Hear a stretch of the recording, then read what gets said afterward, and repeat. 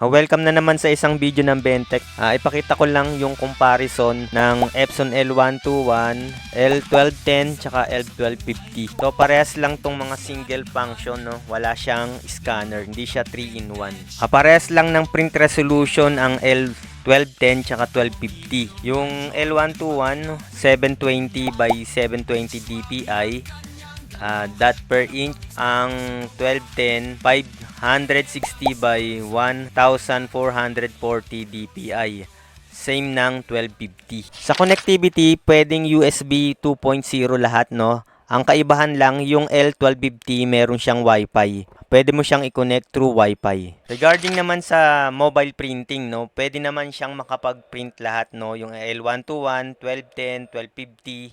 Ang kaibahan lang, mas madaling mag-print sa cellphone sa 1250 kasi meron na siyang Wi-Fi, no? Pwede kang mag-download ng mga application tulad ng Epson iPrint, Epson Email Print, Epson Smart Panel, Remote Print Driver. Sa L121 tsaka L1210, kailangan mo ng OTG cable, tapos yung cellphone kailangan mo i-turn on yung OTG. Magda-download ka rin ng application para makapag-print sa cellphone.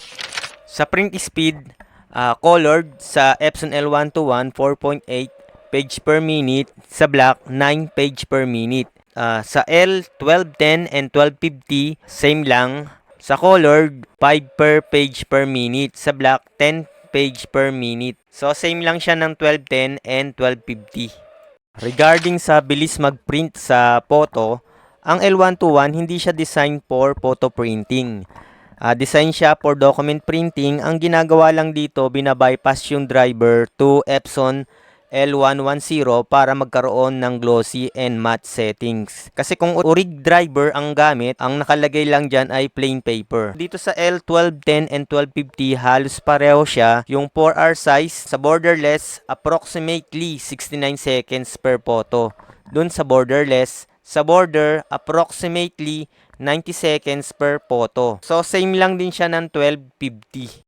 Tapos yung tray niya sa taas, no, yung paper input capacity, plain paper lang to, so bond paper lang to. Sa L121, kaya niyang mag-handle ng 50 sheets, while dun sa dalawa, yung 1210 and 1250, 100 sheet. Pero nire-recommend ko na siguro mga 50 lang, no, wag masyadong madami kasi pwedeng umipit. Sa yung tray ng L121, wala kasi siyang built-in na tray.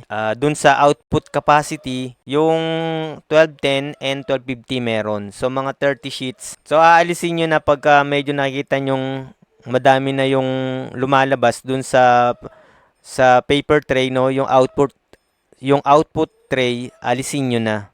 So sa L121, kahit yung L1210, 1250, may nabibiling mga improvised na paper tray na mas matibay. Yan. Pwedeng mag-print ng user-defined, maximum width, no, 8.5 inches lang. Tapos yung length niya, no, kahit hanggang 44 inches. Usually pwedeng applicable to sa roll sticker, no? Roll vinyl sticker. Ginagawa ko kapag nagpiprint ng maliit na signage tapos dinidikit sa Sintra board. Kaya lang may limitasyon nga hanggang 8.5 lang. Pero yung haba niya hanggang 44 inches. Pwede mong iset yan sa page setup sa user define. Regarding sa dimension at bigat, yung L121, 461 mm by 215 mm by 130 mm. Yung dalawa, yung 1210 and 1250, 375 mm by 347 mm by 169. So pareho lang siya. Regarding naman sa weight, mas mabigat ng konti yung 1250. Yung L121 mas mahaba, mas mataas yung dalawa. Regarding naman sa dami ng mapiprint ng ink nito, L121 yung code niya ay 664, yung L1210 and 1250 is 003. So parehas lang sila ng dami ng mapiprint. Ito yung basihan lang nito, yung ISO A4. No, maaaring hindi accurate to, depende pa rin sa piniprint ninyo, kung gaano ba siya kakulay, kung gaano katingkad, kung naka-plain paper lang ba, naka-matte, naka-glossy, naka-high. Pwedeng factor din to kung gaano kadami yung mapiprint. Dito nagre-range yung presyo ng ink nito, no? Yung 664 and 003 nasa 245. Pwedeng mas mataas ng konti or pwedeng bumaba, pero mas questionable kung mga 100 or mas mababa pa doon. Maaring hindi na original yung ink. Yan, yung 245, yun yung black. Tapos yung CMY or yung cyan, magenta, and yellow nasa 275 per color. So sa presyo, ang L121 nasa 5,495, yung L1210 nasa 7,945, yung 1250 8,345. So inuulit ko, ang mga printer na to ay single function lang. Hindi ito yung 3-in-1, hindi siya nakaka-scan at hindi siya nakaka-xerox or nakaka-photocopy. Yan, ang warranty nito ay 2 years or 20 pages. No? Pag narating mo na yung 20 pages, kahit hindi pa 2 years, wala na siyang warranty. Tsaka mawawala rin ang warranty nito pag gumamit ka ng third-party ink tulad ng mga pigment, sublimation, or dye ink na hindi original. Etong mga printer ng Epson nito, hindi nire-recommend ni Epson yung mga ganong ink. Pero usually, sa mga small printing business, ginagamit nila yung ganitong ink. Halimbawa, pigment, dahil ang pigment may mga advantages yan. Tulad sa sticker printing, hindi siya ganun kabilis kumupas. Kahit sa photo printing, hindi siya ganun kabilis kumupas. Pero may disadvantage din siya tungkol sa kulay. Pag minodify natin no, yung printer natin, no, naglagay tayo ng external waste tank, pwedeng ma-voiden yung warranty ng printer. Yan, no. So, inuulit ko, disclaimer, yung mga nakalagay na data dito, makikita nyo rin ito sa website ng Epson.